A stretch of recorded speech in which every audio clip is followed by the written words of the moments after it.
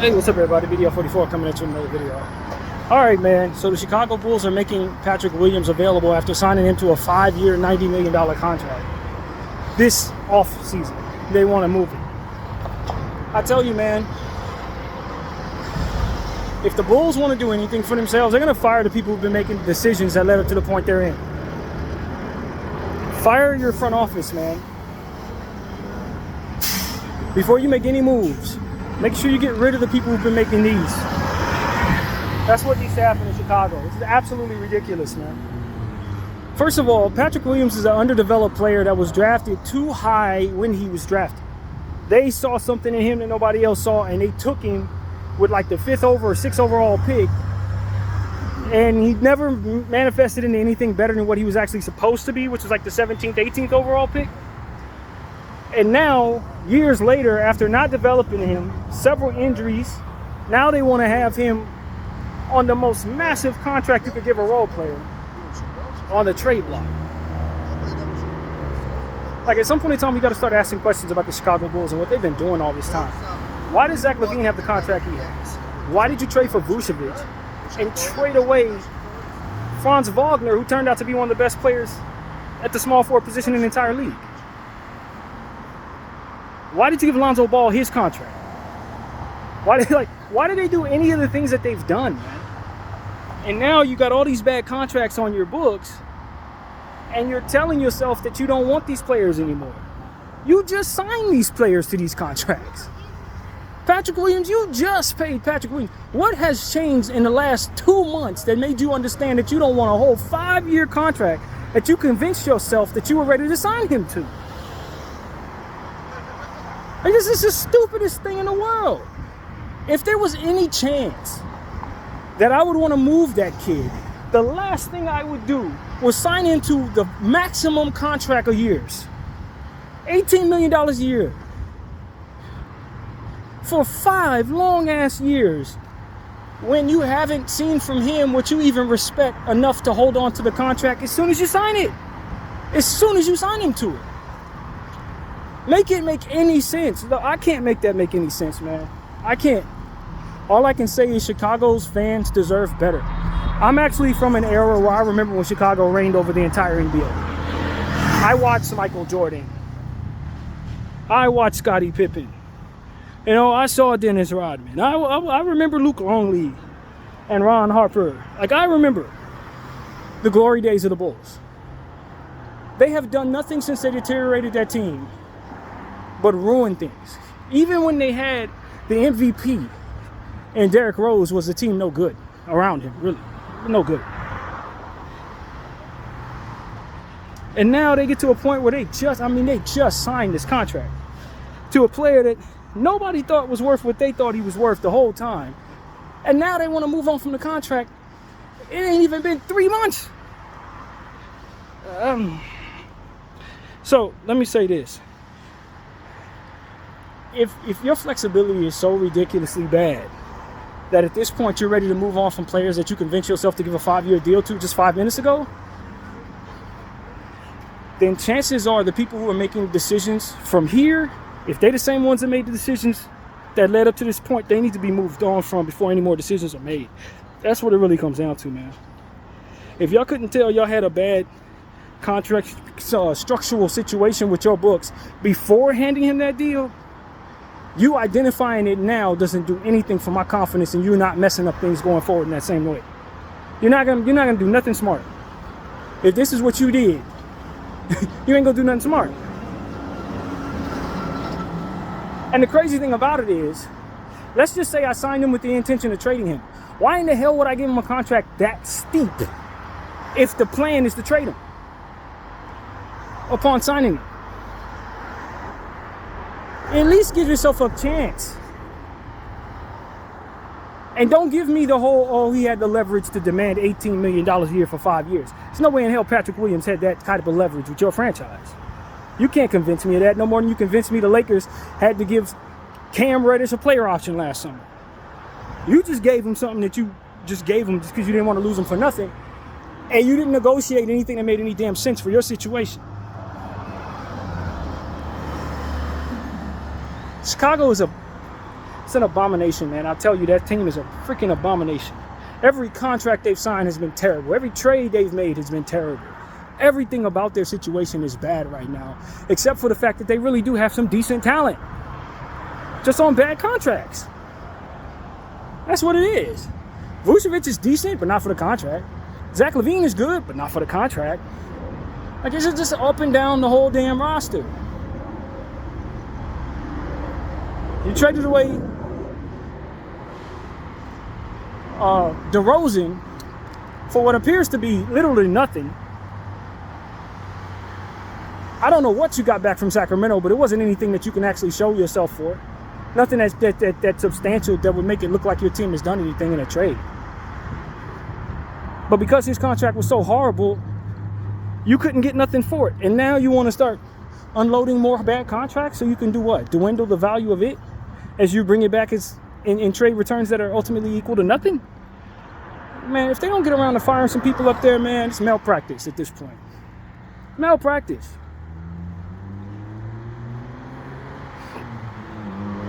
Patrick Williams is a decent piece, man. $18 million a year for the next 5 years, he is not. And that anybody would give you anything substantial for that contract is malpractice on their end. That's the God's honest truth. Anybody that trades for that contract, if they're not giving away absolute garbage in order to get it back, they're idiots. Period. So let me tell you what I'm willing to do as a Laker fan. That's exactly what I'm willing to do. We can use Patrick Williams. We'll give you Gabe Vincent. And we will give you, I don't know, but it has to center around Gabe Vincent. And in that, you can give me 5 years Patrick Williams. I could use the two-way small forward, power forward combination. I could use it. He could play a little defense. He has some Kawhi Leonard-like stuff to him. That's exactly what we need, a two-way player. We can use that. $18 million a year for the next 5 years is an abomination. But as bad as the Lakers' two-way situation is, we'd probably be the best place for that contract. It's $18 million a year. What you giving that away to trash anyway, right? Let's just be honest. The Lakers are giving that money to trash. D'Angelo Russell's getting $18 million a year. No, I'm not giving you D'Angelo expiring for a 5-year deal at that same price tag. You're out of your mind. It's not happening. But I will give you Gabe Vincent. And if you're willing to give me a first-round pick or two, then we can start talking about what else can be attached to it. You want Rui Hachimura or expiring D'Lo? No, you're going to have to give me something for that. Because the way I see D'Lo is, if I don't make a trade for him, he's $20 million off my books at the end of the year. If I take on an $18 million contract for 5 years, that's 5 long years I'm going to be giving that contract to potential trash. For which Patrick Williams has basically proven himself to be, more or less. Injury prone, underwhelming, underdeveloped, not reliable to stay healthy at all. So, no, man, no. Look, I'm willing to give away trash. Absolute trash. For Patrick Williams as a Lakers fan, I'm willing to give away trash. I don't think his contract is anything to want, but if they'll take all of my garbage, I could use the two-way small forward-like player. If he can comfortably play small forward, which I think he can do, and actually play both sides of the floor, which in theory he should be able to do, then that could be a helpful piece for us. Who needs pieces like that? Wings. I don't think of him as a great wing. He's probably more of a 4 than a 3, which is probably a problem for me. And so I need people who know Patrick Williams' game a bit better to tell me if what I'm thinking is right. But if he can play some 3 comfortably, that's probably the best wing we're going to find. If I'm the Lakers. And as bad as we need that, it's probably something we should be considering. But make no mistake about it, that contract is cancer, man. It's absolute cancer. There's no way in hell you should be making $18 million for 5 guaranteed years. That is absolutely insane. So that just want to say that. That's as bad a contract as anything you'll find. And to be honest with you, man, Chicago Bulls deserve to have to give up stuff to get rid of those contracts. Just off of the sheer nature that they actually sign people to these contracts. They should be asked to add compensation in order to get rid of those contracts. There's no way you should be able to walk around saying, I got Vucevic, Lonzo Ball, Zach LaVine, Patrick Williams, all on the same books. Those are 4 of the worst contracts in basketball. All signed by the same people. This is unbelievably bogus of the Chicago Bulls. to do that to their fan base, man.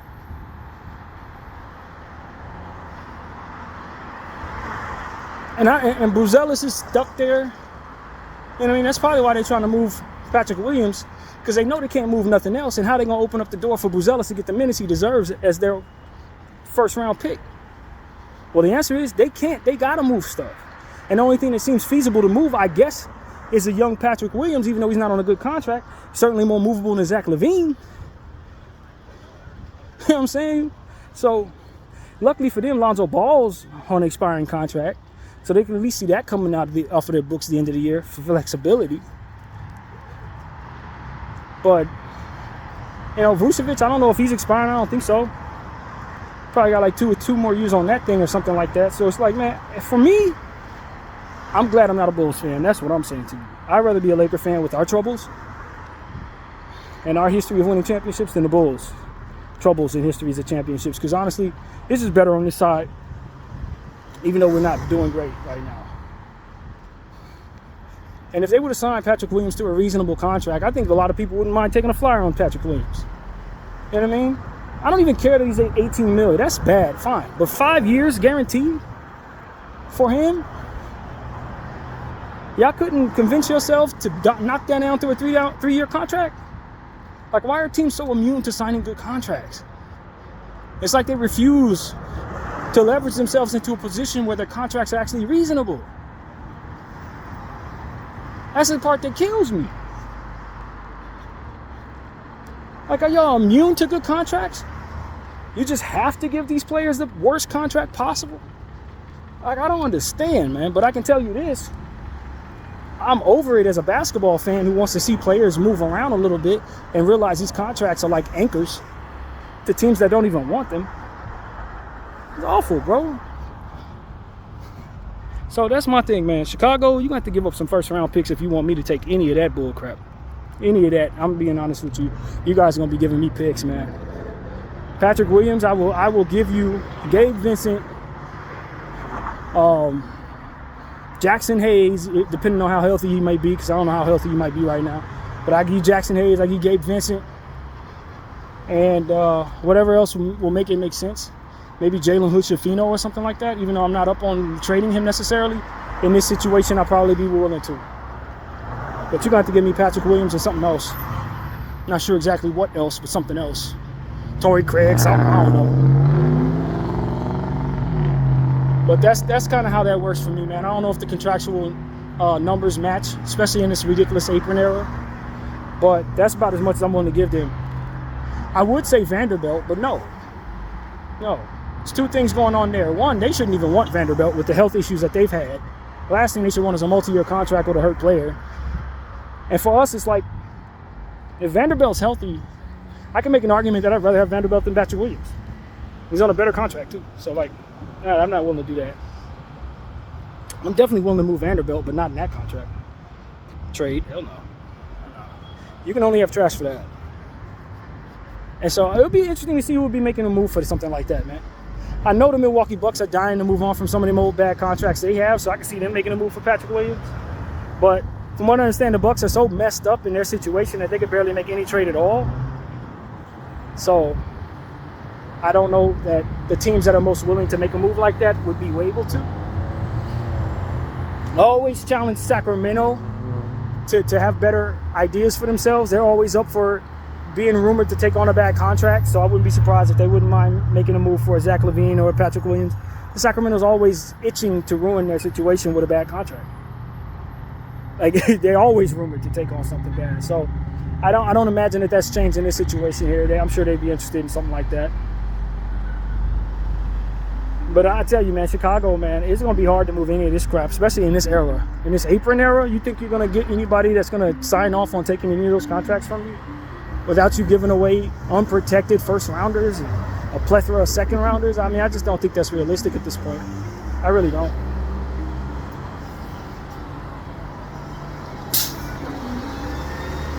You know, I think a lot of trades, I'm going to be honest with you guys, I think a lot of trades are going to be trash for trash trades. People are going to be swapping trash that fits better on their team than it does in someone else's. I'll take your problem because your problem fits better for my situation. And my problem fits better for yours type shit. Excuse my language. But I think that's what we're going to be looking at. Trash for trash trades, you guys. There's nothing else really honestly adds up, if I'm being completely real with people. Not in this era where it's so risky to take on contracts and take on trades that don't match. It's so risky for these owners that I legitimately don't think it makes any sense, to be honest with you, to make any deal that I don't absolutely need. Like, I have to need what you have, or it has to be attached to something that's going to make me fruitful in the future in order for me to take it. First round picks, second round picks, unprotected picks, removing protection from picks that I already have, that kind of thing. You know, that's the only trades that really make any sense, that create flexibility and maintains flexibility for these franchises. And so if you're not going to do that for me, if I'm the GM, I'm going to say thank you, goodbye, like hang up the phone type stuff. And so I just want everybody who follows me to prepare for that. I have that conversation often when we talk about the Lakers. And, you know, when it comes to the rest of the NBA, I think the same thing is involved in that. That's the same way you got to look at it. And some of these big trades that you hope to see made, unless a GM's doing something he has no business doing, which is I'll never put past anybody, then you're not going to see too much. They made it that way. That's the environment this CBA has us all standing in. And so, you know, once they free up that CBA some, then you'll see a bunch of trades, I think. As soon as they opt out of that damn CBA and make things normal again, you're going to see a record number of trades, I think. Because people really do want to make moves. There are a lot of teams who really are one piece away or have pieces that don't fit, contracts that fit better in places they already figured they would be willing to make moves. Just can't do it based on these restrictions. And that's what it really comes down to. You lift some of these restrictions, you're going to find out that certain trades have been agreed upon already. You just can't make them. I wanted to trade so-and-so somewhere last summer. And we still want to I still love the package they're offering. So it's that kind of thing that's real and that just can't be done. So yeah, that's what it is, man. Not expecting many trades at all. Nothing that's going to shatter the world. So yeah, man, Chicago, you know, you're in no man's land. You're going to stay there for a long time, man. So that's what I see. That's why it's important to get rid of people who made these decisions. Like, they put you in a hole that you ain't gonna be able to get out of until these contracts mature, until they're like literally all expiring. So a Patrick Williams contract, like the audacity of y'all to sign a 5-year deal and then want to get rid of it at the top of the contract, like that is just trifling. Honestly, it's the most trifling thing I could think of. So yeah, I'm gonna make y'all pay for that. If I'm running things, you're gonna pay for that. There's no way in hell I'm taking that contract from you without you giving up significantly too much in order for it to move on. That's how I feel, man. Or in the same vein, like I said, taking back absolute and utter garbage. Players that should likely be out of the league next year, but are stuck to multi-year contracts. That's the only crap I'm giving you, Chicago. That's the only thing I'm looking at. So yeah, man, we'll see if the rest of the field feels like I do. But that's about as much as I want to say about Chicago, man. BDL 44, I thank y'all for watching. I'm out.